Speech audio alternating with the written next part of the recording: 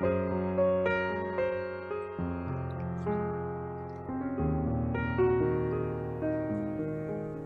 to everyone in the name of our Lord and Savior Jesus. We continue to meditate from the book of Ephesians, chapter 6, verse 12. Let me read it for you. For we wrestle not against flesh and blood, but against principality, against powers, against the rulers of the darkness of this, against spiritual wickedness in high places.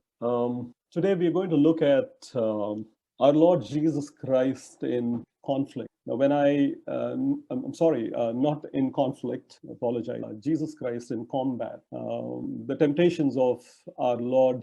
And one of the reasons we need to look at the temptations of our Lord Jesus primarily for this reason, that he is the last. Now, what does the Bible mean when it says that he is the last Adam or the second man? It is this, that there was the first Adam. We all know his name is Adam, who was created.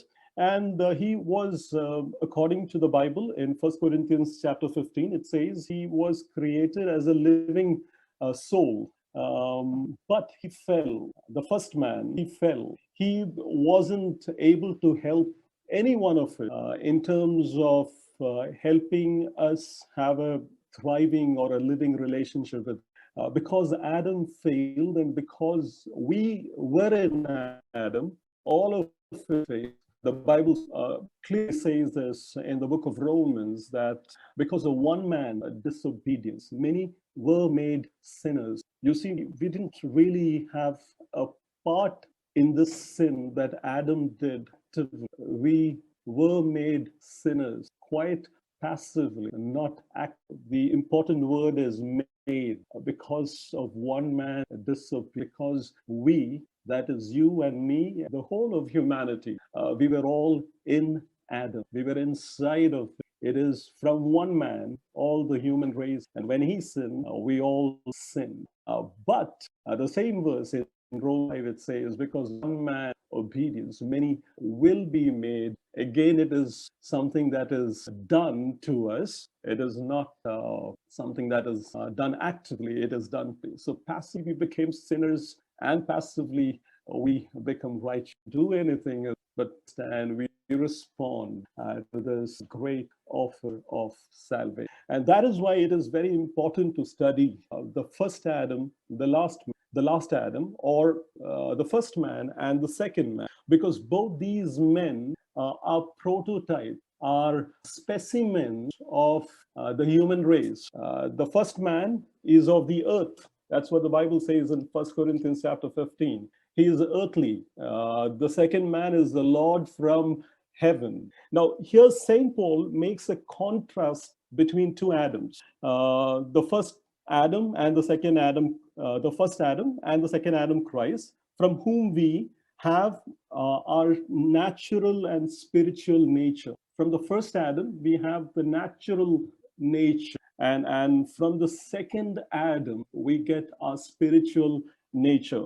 The first Adam, by his disobedience, became a mere living soul. And from him, we inherit that nature. The second Adam, by his obedience, became a life-giving spirit. And from him, we inherit the spiritual nature. I'll repeat that verse once again. 1 Corinthians chapter 15, verse 45. The first man, Adam, was made a living soul. The last Adam was made a quickening spirit. So when we look at the Bible, we don't see many temptations of the Lord Jesus. I'm sure there would have been many, but we have a specific chapter with the temptations of Christ, because in those temptations, there is the entire range of temptations that see Jesus Christ face those temptations as a man, not as a God, as a man, overcame it, and he was victorious. And we'll also contrast that with the children of the first Adam, the Israelites, who also faced similar temptations in the desert, in the wilderness, but were not able to overcome it and failed. Now, when we making a comparison between the Israelites and our Lord, we need to understand that that comparison is made between us and the Lord Jesus Christ, because Israel, the nation of Israel, represents humanity.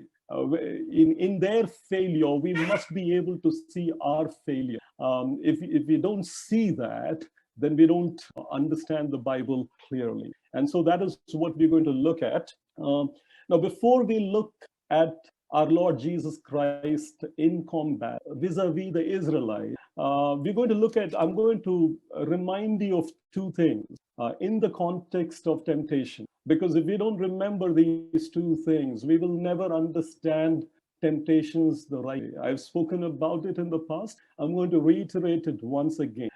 Firstly, when we face temptation, we should have people who've seen the beauty of God. If we are people who haven't seen the beauty of God, the lowly, sensual, demonic desires of the world will captivate us and destroy us. You remember we were talking about that we don't fight desire by denial. It gets very difficult at once. We fight desire by a greater desire. To have and possess and to have a relationship with somebody who is the most beautiful. And that's if I observe it. Then when temptation comes, we'll fall because temptations become too great, a lust within each one of us. So when I say the beauty of God, I'm talking about salvation. If we've not experienced salvation in the true sense, fighting temptations would become not just because it is impossible. And to give you a glimpse of salvation in the chapter 16, to help you see how beautiful salvation is, especially in all of us who've experienced the beauty of that. Ezekiel chapter 16, let me read it for you and also explain a few things which the Lord has put in my heart. Again, the word of the Lord came unto me, saying, Son of man, cause Jerusalem to know her abomination. So here is a situation in which the Israelites have gotten into gross immorality. They're living a very deviant life, a very perverted life. And the Lord is speaking to the prophet Ezekiel, saying, tell the Israelites about their abominations, about the despicable things that they're doing. That's verse 2. And say, thus say the Lord God unto Jerusalem, thy birth and thy nativity is of the land of Canaan, thy father an Amorite, and thy mother an Hittite. Now it's very interesting that the Lord is saying that the Israelites are not descended from Abraham, but he's calling their father, that's their parents, Amorites and Hittites. Now, why is he doing that? Why is God doing that? It is because he's telling the Israelites, see, the way you're behaving, you don't behave like your father Abraham, he knew what it meant to worship God, even to the extent of offering his own God. That was Abraham. You Abraham at all. You behave like these heathen people that you're living with. You're so much like your neighbors who don't have the living God in their life. And that is something that each one of us also should be asking. Am I like the heathen neighbors around me, or is there a difference in terms of them and me, in terms of my life with my family, my children, my relationship with people, in terms of my giving, in terms of the joy that I experience as a Christian? Because if we don't, then we're just like the heathens around us. That's the crux of verse 3. Now look at verse 4. It says, and as for thy nativity in the day thou was born, thy navel was not cut, neither was thou washed in water to supple thee. Thou was not salted at all, nor swaddled at all. See, when a new child is born, it is one of the most basic, when a child comes out of his mother's womb, he comes full of fluids, the amniotic fluid, and is bloodied with blood and all kinds of things. So what they do with the little baby is they take, one of the midwives or the nurse would take the baby and clean it up, rub it, and do everything that is needed to, for that thing. And here is a graphic description of each one of us. Now, this has to be understood symbolically. When we were born, we were cast off into the kingdom of the devil, into the kingdom of darkness. We were thrown off We were thrown off into the fields to be trampled over and to be killed. That is what the devil wanted from each one of us. We were in a very helpless condition, because unless we understand the great helplessness that you and I were in, we don't understand the greatness of God's salvation. Look at verse 5. It says, "None eyes pitied thee to do any of these unto thee." What is any of these unto thee? To take you up, to clean you up, to give you food. None eyes pitied thee. Let's not be under the impression that our parents have done that. Our parents have not done that, because the whole crux of this chapter is not about the physical care that we receive. It is about the spiritual care that we've received. Each one of us, even when we were thrown in the kingdom of darkness, we killed. None eyes pitied thee to do any of these unto thee, to have compassion upon thee. Now, you must be thinking that your parents fed you and took good care of you. They cleaned you up when you were born. Well, cleaning a person over here, baby, is meant to clean him from his defilements, from his sin. It has a symbolic meaning. And that's where, we understand that it is not done by people or our parents or relatives. It is done only by God. Look at what it says in verse 5. "None eyes pitied thee to do any of these unto thee, to have compassion upon thee, but thou wast cast out in the open field to the lowest in." Now look at verse 6. It says, "And when I passed by thee and saw thee polluted in thine own blood." Now, blood in the Bible, at a lot of places, it symbolizes what can come out because of sin. Pollution is basically sin. Sin can get us to a place where we are so grievously injured, beaten up, that we can die anytime. That is the description over here. Pollution is sin. "When I passed by thee and saw thee polluted in thine own blood, I said unto thee, when thou wast in thy blood, live." God passed by us. He looked at us in that pitiful state that you and I were in, and he said, "Live." "Yea, I said unto thee, when thou wast in thy blood," when we were in our sins, when we were in our, gross immorality, God said, "Live." And then look, "And when I caused thee to multiply as the bud in the field, and thou was increased and waxen great, and thou art come to excellent ornaments, thy breasts are fashioned, and thine hair is grown, whereas thou was naked and bare." There are two things that's happening over here. There was a time when we were completely helpless. We were in our sins and pollutions, and God didn't save us then because we were not ready. Even if he would have done things, we were not prepared. So what did he do? He was working. He was working through those little things, in terms of the person who told you the gospel for the first time, in terms of the person who gifted you your very first Bible, in terms of the Sunday school that you went to, in terms of that man who had compassion on you, in terms of your different circumstances. God was orchestrating life, the event of life, in a way that you will move from the darkness to his marvelous moment. This is very clear.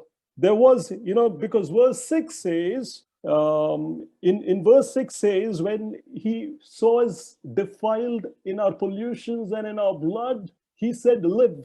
Otherwise, we would have been dead like the rest of the world. What the Bible says in Ephesians chapter 2, dead in our sins and in our trespasses. But he gave us opportunities over there so that, we are not completely to be like the rest of the people. And then in verse 7, he talks a time of love, a time when he makes you his own. So see, there is a big time lag between these two events, between the first and the second. The first is when God saw us. God saw us in our pitiful state. He started his work. He began preparing us for the great day of salvation. But that wasn't the great day. It probably would have come 10 years or 15 years, or maybe for some people a year later. But that wasn't the time. He was preparing us. And then comes a time like what it says in verse 7, thy breasts are fashioned, which means you've come to maturity. Thine hair is grown, whereas thou was naked and bare. Now look at verse 8, it says, now when I pass by thee. See, in verse 6, there is a passing by. In verse 8, there is a passing by. In verse 6, when he passed by, he had great compassion. And then he said, let him make us his own then. But then he waited patiently, working on us, sculpting on us, because we were so completely marred by sin, deformed, completely perverted. So he kept working as as a sculpture as a sculptor who's working on a sculpture moment by moment, day by day, and he comes to a place in verse 8 where it says, now when I passed by thee, you're ready. And look, behold, it's the time of the covenant. And I spread my skirt over thee and covered thy nakedness. This is a graphic description of what happens between husbands and wives. It talks about physical intimacy. But here, in a simple, the great covering of his righteousness on we naked sinners, all of our nakedness is being covered by his righteousness. He covers us. He spread my skirt over thee and covered thy nakedness. Yea, I swear unto thee, and I entered into a covenant with thee, saith the Lord God, and thou becamest mine. This is that great salvation that of God understands, enjoys, celebrates, and this has to become real. Otherwise, when temptation comes, we're going to fail. Salvation. The second thing that we need, that we go through temptation, that he is molding us. Remember, we read that in Romans chapter 5. Tribulation works patience, and patience experience, and experience hope. James says the same thing. Brethren, take joy, count it all joy when you face temptations, because temptations produce patience, and patience, let it have its perfect work, so that we may all be.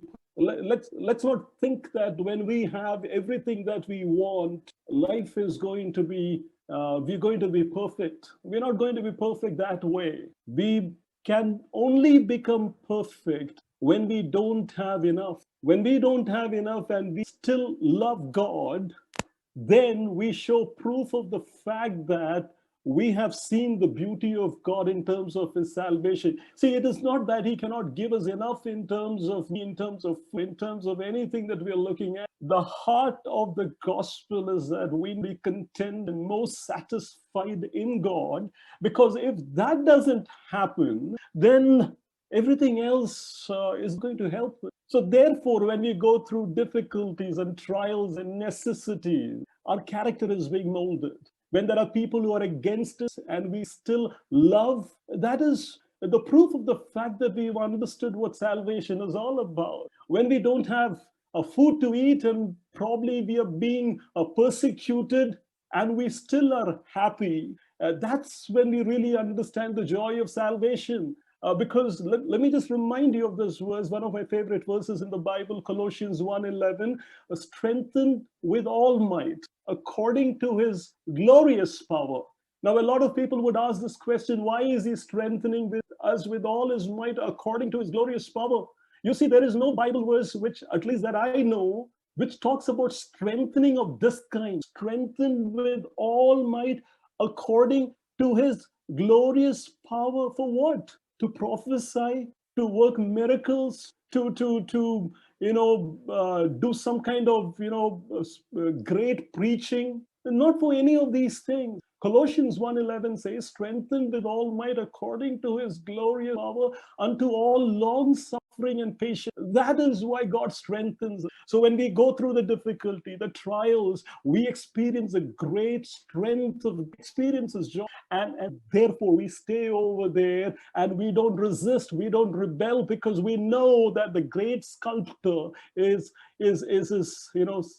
having his work on us. He is molding it. Though, when the sculptor works on a sculpture, when he chisels, it is painful. But with every chiseling that is happening. The sculpture or the statue is being formed in a beautiful way. So these two things should be at the heart of our understanding when we endure, when we face temptation. Salvation, which is seeing the beauty of God and understanding that through the suffering, He is molding us, because it is only suffering that can mold us. Abundance cannot mold us. You see, when we have everything that we want, our true character doesn't come out. It is only when we don't have things. There is only food for one person, and there are 5 people to eat. That's when true character comes out. So when true character comes in, we still not like our Lord Jesus Christ, and we are so selfish and loveless and become more like Him, or we can rebel. Two of these things can happen. So with that in mind, let's look at our Lord in combat. This will be some of you probably would have seen that Ephesians, especially this verse, has gotten a little too long. I didn't plan it to be planned that way. It just went on that way. And we will finish verse 12 this week, and hopefully the rest of the chapter in the next few weeks. So let's look at how the first Adam, the children of the first Adam and the last Adam faced this combat. So let's read Matthew chapter 4, verses 1 to 4. Jesus was led of the Spirit into the wilderness to be tempted of the devil. Now, we notice something very interesting over here, and that is this, that Jesus was led of the Spirit. It was a godly spiritual thing that happened. The leading was of the Spirit. And it is therefore in the Lord's Prayer that we pray, lead us not into temptation, because we can be led to a place where we can be tempted. So we pray, lead us not into temptation. But see, there is a but over there. But we say, if that has to happen, deliver us from evil. This should be our prayer in the morning, because we don't know how the day is going to unfold. We don't know what kind of things can come up, because of which we can get depressed if we are not spiritually sensitive. Remember, we spoke about spiritual sensitivity as one of the things which is so needed in spiritual combat. So Jesus was led of the Spirit into the wilderness to be tempted of the devil. Also remember, the Lord God doesn't ever tempt anybody. Temptation comes from the lusts of our heart, and the lusts of our heart can be capitalized, can be provoked by the devil, of the devil. And when he had fasted 40 days and 40 nights, he was afterwards hungry. Now, one of the things about the Lord Jesus Christ is a lot of people think that he came to show us who God is like, which is very true. He came to show us who God is like, but more than that, he came to show us what man is supposed to be like. That's the greater a ministry of our Lord Jesus Christ. He told us what the ideal man is supposed to be, who the spiritual man is, and it is him that we print as a role model, nobody else. So he was hungry, and you would all agree with me that the word hungry was an understatement. It is not something that describes a situation adequately. How many of you have been without food for maybe just you missed a meal, and people can get very depressed when they miss their meals. Some people get headaches, and it is very difficult. The second meal, then some people, it's like as if they could just eat mud. There are some people who behave like that. So this is not 1 or 2 or 3 meals. This is 40 days into 3. You can do your math. And was he hungry? He was very hungry. So what was happening over here? And when the tempter came to him, he said, if thou be the Son of God, command that these stones be made bread. But he answered and said, it is written, man shall not live by bread alone, but by every word that was out. The temptations of Christ, we see it at 3 levels. Like I was telling you before, that in these 3 temptations, it covers the whole range of conflicts that we can face as a believer. So what are these 3 levels? He faced temptation at the physical, at the level of the soul, which is the intellectual level, the level at which we reason. That's the level, the soulish level. And thirdly, at the spiritual level, he was facing temptations at all these levels. And when we understand it that way, then these temptations in a better way. So just give me a moment while I take a portion in the book of John. All right. And he says, if thou be the Son of God, command that these stones be made bread. Now, I was saying that this temptation is at the physical level. Now, what do I mean by the physical? If you notice, here is something that is needed for sustenance. That is bread. Now, when we talk about human life and life at its very basic level, we talk about food, clothing, and shelter. But there comes a time when shelter and clothing becomes irrelevant. Food is all that matters because food is needed for us to live. And in food, in talking about food, the Lord Jesus Christ was talking about everything else that we need at the physical level. If we can trust God with food, then we can trust Him with it. Because if we don't eat food, we're going to die, isn't it? Biologically. Everybody, each one of us, we know that probably, 40 days, maybe the 50th day, we're going to starve and we're going to die. And nobody has survived long periods of staying without food. They've died. And so God comes and gives us a lesson at this level, because this is something which people wrestle with, not just in our state in Kerala, but in our, the whole of our country and around the world. People believe that if their physical needs are met, then they will live. That's the belief. And that is why when you see, if when you talk to people, the majority of people, even people who are working in good organizations, they all have financial problems. And they keep pouring their woes, if I can just have this, or maybe a better car, or a larger house, or maybe one more room, or maybe probably, another laptop, another computer. Maybe if I could just get married quickly. Marriage is at the physical level. It is a physical need. Like you have physical appetites, we also have other appetites which are very physical. If I'd be married, I'll be very happy. If I go to America and study, I'd be very happy, all at the physical level.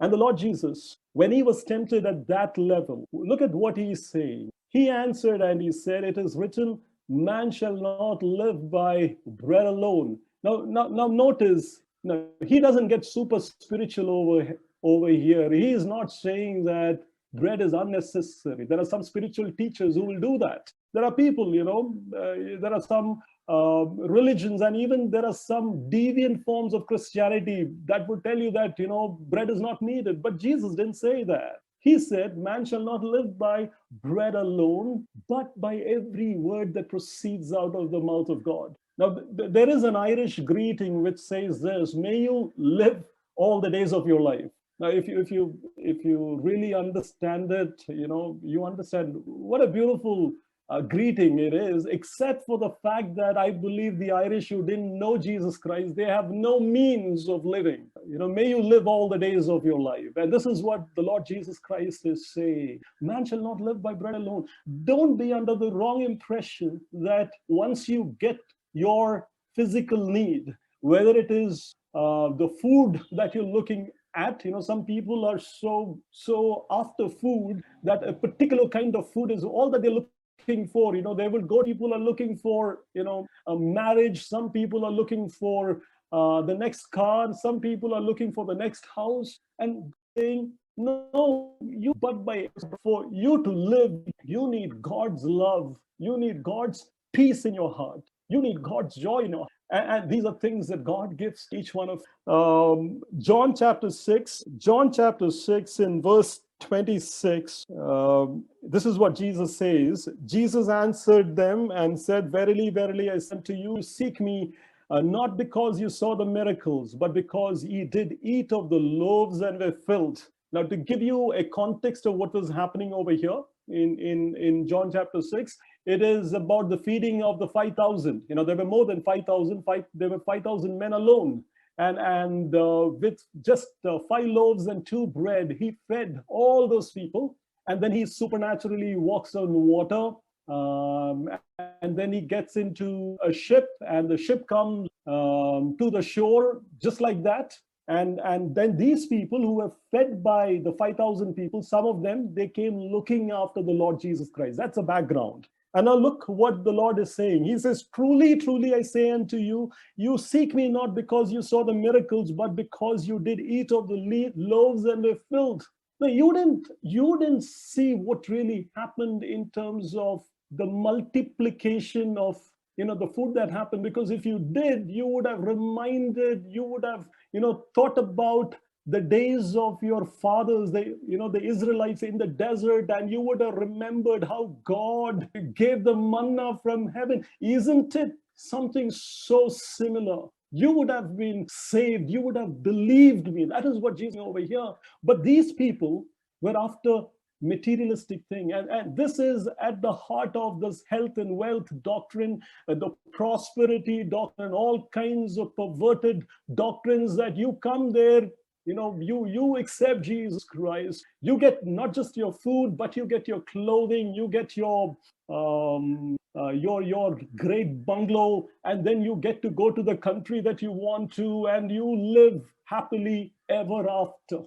A perverted gospel, a wrong gospel. And the Bible reminds us that at the physical level, which is all of our needs, whether it be food, and I talk to some of you who don't have money. You believe in Christ, the Lord will take care of you. And why do I say it? God has excellent care of you. We don't know where the money comes. Money comes in the 11th hour. And I see a lot of people who are disturbed about the fact that their wallets don't have money, or their debit cards, don't have enough balance in them. That's all at the physical level. That is why the Bible says, take no thought for your life.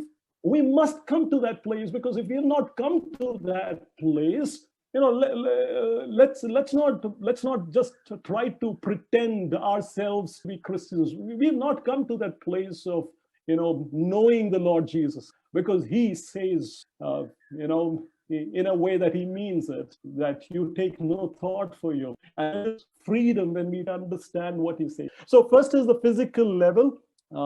Look, so this is how the first man dealt. The last Adam dealt. He said, written, man shall not live by bread alone, but by every word that proceeds out of the mouth of God. Now look at how the children of the first man, they dealt with it. In Exodus 63, the children of Israel said unto them, would to God we have died by the hand of the Lord in the land of Egypt, when we sat by the flesh pots, and when we did eat bread to the full. For ye have brought us forth into this wilderness to kill this whole assembly with hunger. These are people who've not experienced the beauty of salvation. Hunger, and that's it. And that is it. They're thinking of, probably in our days, the biryani that they had in Egypt, or maybe the shawarma, or whatever it is. And they're imagining it, and their mouths are watering. And that's it. And they say, look what they're saying. And when we did eat bread to the full, for you have brought us forth into this wilderness to kill this whole assembly. These people who've seen the sea parting and the Egyptians dying, who've seen the great right hand of God, which is his salvation, they're cribbing in such a silly way. Now look at what the Bible says in Deuteronomy 8:3. It says, and he humbled thee and suffered thee to hunger, and fed thee with manna, which thou knewest not, neither did the fathers know, that he might make thee know the man does not live by bread alone, but by every word that comes out of the mouth of God, that proceeds from the mouth of God. The temptation was at the same level, at the physical level. The first man, the children of the first man could not sustain it. They failed in the wilderness. And Jesus Christ, again in the wilderness, the settings were the same. The situation hasn't changed. He came victorious, because when he was tempted, he didn't think of converting those stones into bread. But he reminded Scripture, he said, it is written, man shall not live by bread alone. And this will do all of us a lot of good. when we are tackling some of those physical problems in our life, whether it is about food or marriage or any of these things, if we understand that at the heart of these problems is food from above, not physical food, spiritual food, we will do good. So that's at the first level. Let's move on.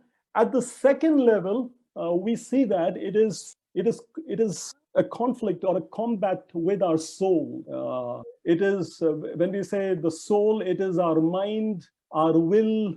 When we say our mind, we also talk about reasoning, and it is at that level there is an attack that is made. Let me read for you Matthew chapter 4, 5 to 7. Then the devil taketh him into the holy city and setteth him on a pinnacle of the temple, and saith unto him, If thou be the Son of God. You remember in the first temptation also it is the same thing. If thou be the Son of God, cast thyself down, for it is written, He shall give his angels charge concerning thee, and in their hand they shall bear thee up, lest at any time thou dash thy foot against a stone, dash thy foot against a stone. Now look at Jesus' reply. Jesus said unto him, It is written again. Remember, in the first temptation, he didn't go by his own reasoning. He went to the scriptures. It can do us all a lot of good if we can go back to the scriptures every time we are in combat with the devil, whether it is at the physical level or at the level of the soul, the intellectual, the mental level. It is written again, Thou shalt not tempt the Lord thy God. Now, we must think about this. Why is the Lord asking us not to tempt him? To tempt, if you remember, it basically means test. In simple words, it is, don't put the Lord your God to the test. Don't test him. Now, there are some people who have tested God. I can remember Sadhu Sundar Singh, who tested God. He said, if God doesn't appear, he will give up his life. He was on the railway tracks. Now, we can give Sadhu Sundar Singh an exception. He can be exempt from it because he was an unbeliever. He didn't know. And if you are an unbeliever, God can do, wonderful things because these people are ignorant. But we being people who know the word of God, we don't test him. Testing the Lord is coming to a place we are ensuring by our mental faculties whether he is or he is not. And the Bible reminds us that the just shall live by faith and not by sight. What is the problem in terms of putting the Lord to the test? If that then for any purpose, then Christianity becomes a talisman. You know what is a talisman? It is a thread you put around your wrist, or it is a ring with the different kind of gems that you put on your fingers, because these things will protect you. And then every time there is a need, you ask for it and it is given. There is no place for character building. You remember we spoke about character building. Character can only be built in the face of a crisis. You remember I was talking about the fact that, as much as an infection is needed for, antibodies in our bodies, we need difficulties so that, it can produce character, Christian character. There's no other way Christian character can be built. So every time there is something and we just want to make a demonstration out of it, then Christianity has become another invention of man. It is not from God, because at the heart of all human religion is this a weakness to demonstrate. Oh, you believe in God? Demonstrate it. So there are some churches that you go and you demonstrate your faith in speaking in tongues. And if you don't speak in tongues, if that demonstration is not made at the intellectual level, then you probably are not a Christian. And that is why a lot of people, in that form of Christianity, they're under immense pressure to speak in tongues. And one fine day they start speaking in tongues, knowing, very little that they're speaking some kind of gibberish. Paul reminds us categorically in his epistles that When people come to the church and if you speak in tongues, then let somebody interpret. Otherwise, people will think that you're a bunch of mad people. And despite the warning, Christians do this in the millions because they want to demonstrate their faith. Now, look at our Lord Jesus Christ. Here he is come to the world to win each one of us. And look at the temptation. The devil, Satan, has taken him on the pinnacle of the temple. It was a huge temple, magnificent and huge, large. And then just imagine he jumping from there, to the wonder and shock of his spectators. It's just like this magician doing a great supernatural thing and nothing happening to him. He would have got tons of believers who would have followed him. But look at what our Lord says. Thou shalt not tempt thy Lord thy God. It is written again. He goes back to church. It is at the perverted and the premature form of Christianity where we see all kinds of raising of the dead people. There are Christian communities where dead people, when they die, they want to raise them up, because in demonstrating that, they want to prove that God is. And when after praying for these dead people, after 2 or 3 days, when they don't come back to life, they have done more damage than good. You see, there are people who, the unbelievers who laugh at them. They pray for sicknesses. And when sicknesses, see, I'm not saying that you don't pray for sickness. You pray for sicknesses, and God is in the business of people. I'm not saying that let's not come to a place where we say that if God heals, then he is. That is putting the Lord to the test. And what's wrong? Everything is wrong. We are saying that he is not a good God in our sickness. What did Paul say in Romans 12? Let's go to let me just go to Romans. I'm sorry, not Romans. To Corinthians, 2 Corinthians chapter 12. Now, what is he saying in 2 Corinthians chapter 12, verse 2? I knew a man in Christ about 14 years ago, whether in the body I cannot tell, or whether out of the body I cannot tell. God knoweth, such an one caught up to the third heaven. God knows how this he was caught up into paradise and heard unspeakable words, which is not lawful. Such as one will I glory, yet of myself I would not glory, but in mine infirmities. And let me just come to verse 7. It says, and lest I should be exalted above measure through the abundance of the revelation that was given to me, a thorn in the flesh, the messenger of Satan to buffet me, lest I should be exalted above measure.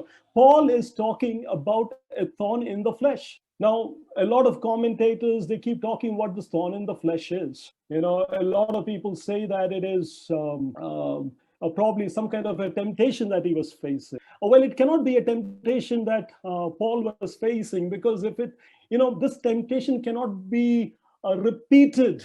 The whole Christian life is about God helping us to overcome temptations to the point that he wants to make us like Christ. So if it is something to do with temptations, the Lord is not going to say that look at the conversation between him and God. For this thing, this is in verse 8, 2 Corinthians chapter 12, verse 8. For this thing I besought the Lord thrice that it might depart from me. Paul is asking God, not once, not twice, but thrice, that this thing be gone. And what is the Lord saying? My grace is sufficient for thee, for my strength is made perfect in weakness. Now, I don't think the Lord will say this for a temptation. For a temptation, the Bible says in Romans 8 that we need to slaughter it and destroy it. There is no, because the whole purpose of Christianity is holiness, sanctification, that we can all become just like our Lord Jesus Christ. So our God is not going to be an impediment for Paul's request for holiness. So alternatively, I don't think Paul is somebody who would talk about financial or other kinds of shortcoming, because the other portions of scripture that he has written, not just from Romans, we tell him that he was somebody who had risen above all of these petty things. So then it has to be a physical affliction, a bodily thing. It's a thorn in the flesh. And what is the Lord saying? My grace is sufficient for thee. My strength is made perfect in weakness. When we go through some kind of sicknesses and there is no cure available, two things can happen. Either we can get bitter and lose our faith, make a shipwreck of our faith, or we can understand that we can experience greater joy and strength made perfect in weakness. What we looked at Colossians 1:11, strengthened with all might according to his glorious power, unto all long suffering and patience in cancer, in the diabetes, with the blood pressure, with whatever we are experiencing. Not demonstrating.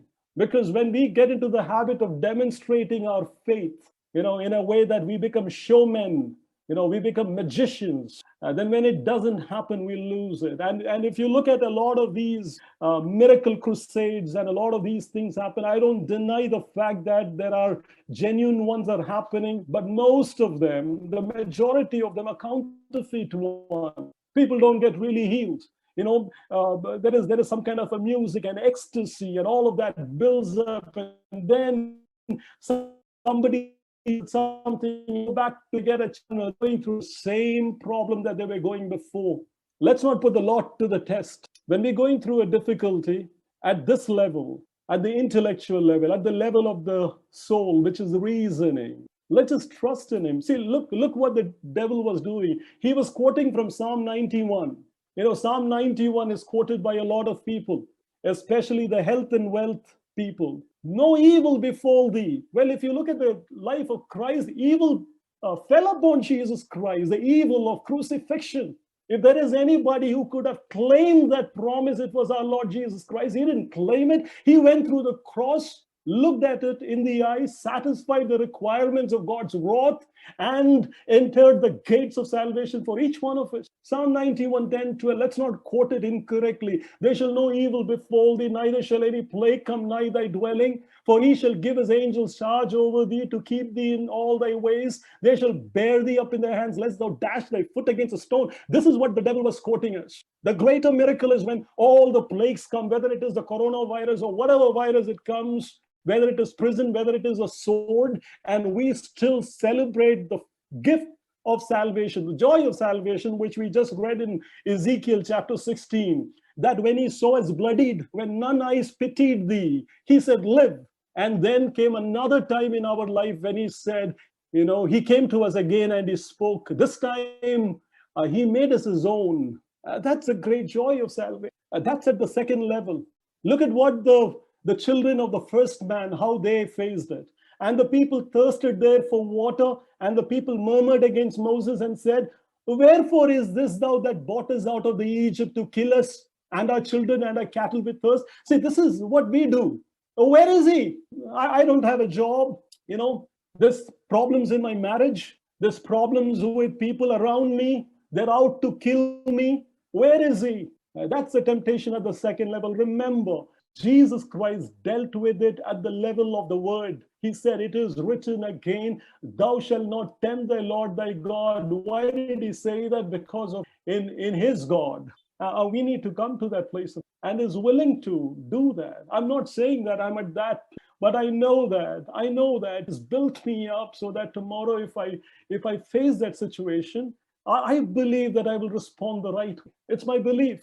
I'm not trying to tell you that I'm not going to be militant about it, because when you get militant about certain things, then you're doing it with your own confidence. And we must remember that all our confidence can just get destroyed in a second, just like what Peter did. He said he's never going to betray, and he betrayed thrice. And we can all be like Peter's. So we need to just humble ourselves and to be like what Millen said, to be people with a broken spirit, to be foolish and broken and to be counted as the dirt of the world. It is okay to be at a place of obscurity if we got God with us. That's a beautiful place. So that's a second level. The first level at the physical level, the second level in terms of our mental faculties, and then is the third level.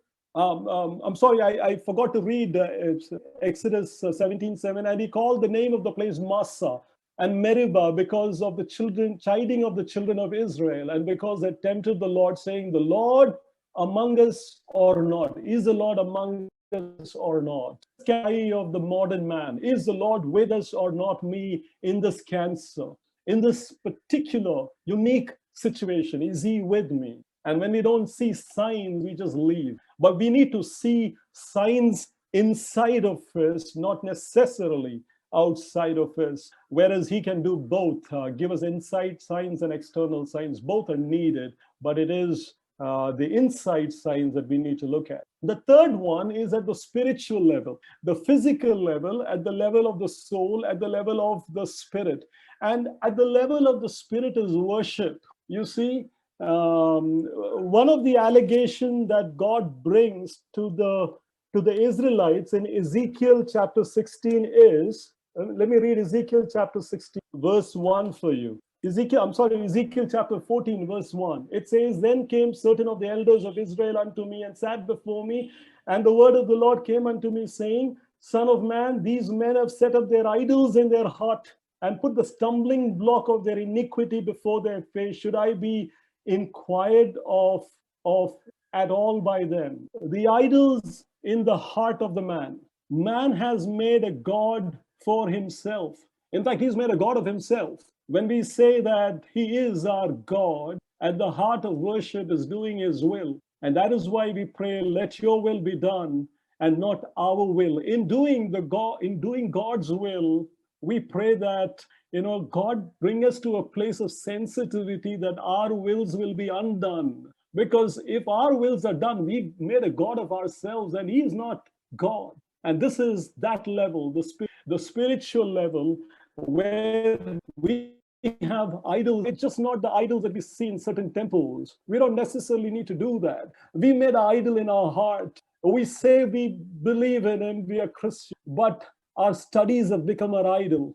Our jobs have become our idols. Our children have become our idols. Our qualification have actually become our idols. As a Christian elder, as a pastor, your craving for fame has become your idol.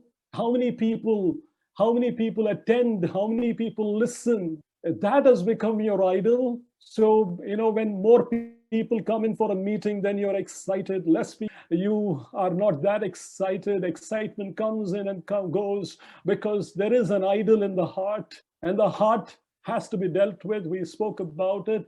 Look at the last one, Matthew chapter 4, verses 8 to 10. Again, the devil taketh him into an exceeding high mountain and showed him all the kingdoms of the world and the glory of them. See, there are two things over here, fame and glory. You want to be known. This is not just about some man wanting to be a famous scientist. This is about, a preacher who wants to be heard all over the internet. This is about the woman who wants to be known, in the whole of Kerala for whatever she is doing. Fame and glory, this is that level. And for that we are willing to leave the Lord. And He saith unto them, all these things will I give thee, if thou wilt fall down and worship me. Now, falling down and worship can happen at a very subtle way. Now, we can all think that we've worshiped the Lord, but I was talking about Job during the exhortation. Worship is giving worth. If we've found Him as a real treasure in our life, you remember the parable in which the man who has found the treasure, he goes and hides the treasure and he buys that whole field because he's found what he was, he's found something which is of great value. And in finding Jesus Christ, we find something of infinite value, because if that is not true, then woe unto each one of us. Our faith is of no use. All this gathering together is of no use. Like Paul said, everything is a pretense, everything is a farce. And there's no meaning in any of these things. I want to ask you this morning, what is that idol in your heart? I want to ask myself, is there something that is in my heart? He sheweth him all the kingdoms of the world and the glory, fame and glory. Oh, you know what? More than the laymen, people, I find a problem with each one of us, preachers like me. So much craving for glory, so much craving for numbers, so much craving for viewership, and forgotten the Lord. Preachers have made a god of themselves. And he saith unto him, all these things will I give thee, if thou wilt fall down and worship me. And preachers fall down and worship Satan, in that they have forgotten the God of the scripture, and they have spoken something which is so untrue about Christianity. It's a message from the devil. And that is why Paul says in Galatians, if an angel, if anyone or even an angel comes with you and with another gospel, let him be accursed. Strong words. We're not judging anybody. Then said Jesus unto him, get thee hence, Satan, for it is written, thou shalt worship thy Lord thy God, thou shalt give worth only to thy Lord thy God, and him only shalt thou serve. Service is only for God, not for your work, not for your dabbling, entangling with the affairs of the world. Each one of us, we get entangled because of our own volition, because of our own will. We need to get to a point of sanity and take away those things that are not needed. Look at how the Israelites face. I'm just going to conclude in the next 1 or 2 minutes. I know my time is up. I'll just conclude in the next 2 or 3 minutes. Exodus 19, 7 and 8. And Moses came and called for the elders of the people and laid before their faces all these words which the Lord commanded him. You see, look at their wrong, confidence, because they didn't understand anything in the first place. And Moses returned the words of the people unto the Lord. Moses was a mediator between these two people, like Jesus Christ is a mediator between us and God. Now look at verse a little later in Exodus chapter 20, 30, verse 3 and 5. Moses had gone up the mount to receive the 10 commandments, what we call the Decalogue. And look, see what happens. He gives this explicit command to Moses, thou shalt have no other gods before me, thou shalt not make unto thee a graven image, or any likeness of anything that is in heaven above, or that is in the earth beneath, or that is in the water under them. For I, the Lord thy God, am a jealous God, visiting the iniquity of the fathers upon the children, unto the third and fourth generation of them that hate me.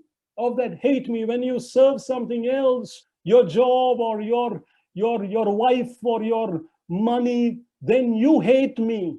You've not given me the first place. Jeremiah says, you played the harlot with many lovers. Who are your lovers is what God is asking. And now look at what happens in Exodus 32, 7 and 8. And the Lord said unto Moses, get thee down, for thy people, which thou broughtest out of the land of Egypt, have corrupted themselves. They have turned aside quickly out of the way which I commanded thee. They have made them a molten calf, and have worshipped it, and have sacrificed thereunto, and said, these be thy gods, O Israel, which brought thee out of the land of Egypt. Worship is not something that we give to the Lord out of, it's not our duty.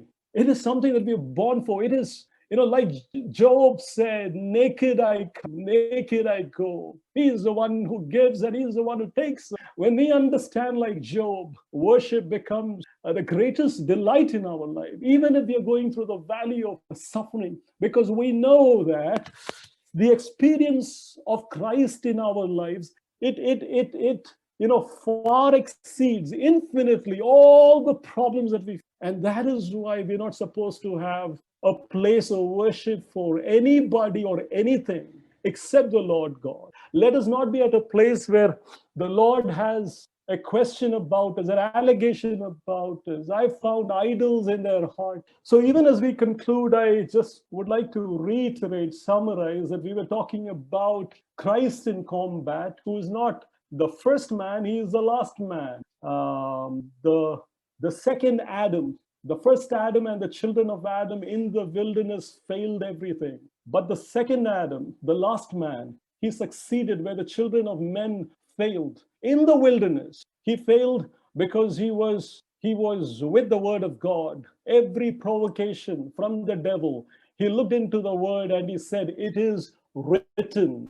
Whether it is at the physical level or at the mental level or at the spiritual level. Look at what he says, and we'll conclude with that. Then said Jesus unto him, get thee hence, Satan, for it is written. See, again, he comes back to the word, thou shalt worship thy Lord, thy him only. May God bless each one of us as we ponder on these words, and God give us more clarity on these.